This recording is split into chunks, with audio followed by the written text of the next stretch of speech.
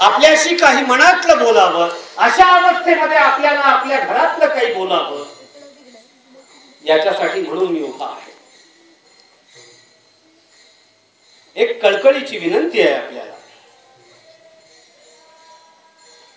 की आपण आपले मायबाप, आपले भाऊ बहीण, आपले नातलग एवढं जरी ज्याची त्याला जपता आलं, देशाचं कल्याण होईल बुवा.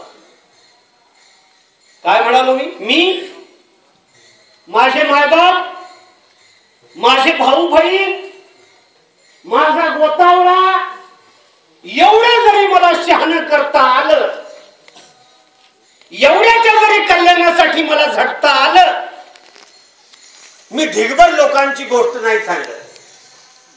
मी माझे 2 भाऊ माझ्या मागे यायला शिकत, त्यांना जरी मला हात देता आला, घरोघरी असलं झाल्यावर कशाला कल्याण होता राहील का? थोरलं पोरग पुढे गेलं, त्यानं मागच्याला हात दिला, त्यानं मागच्याला हात दिला, रांग लागल ना. नोकरदाराची रांग लागल घरात, अधिकाऱ्यांची रांग लागल घरात, सुशिक्षितांची रांग लागेल घरात, समजूतदार माणसांची रांग आपल्या घरात लागे.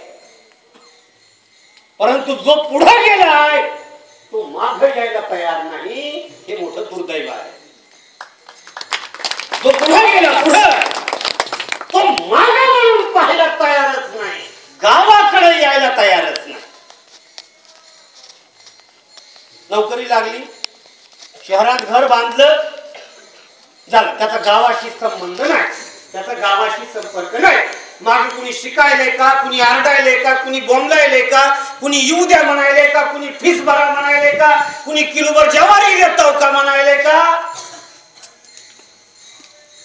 काही घेणं देणं उरलेलं नाही. बाबासाहेब ते म्हणाले ना, सर म्हणाला तुम्ही कि मुझे पढ़े लिखे लोगों ने धोखा दिया है. जी हाँ, बिल्कुल दिया है. पढ़े लिखे लोगों ने बिल्कुल धोखा दिया है. ये अपने गांव को नहीं आते, ये अपने लोगों से बात नहीं करते, ये अपने बाल बच्चों से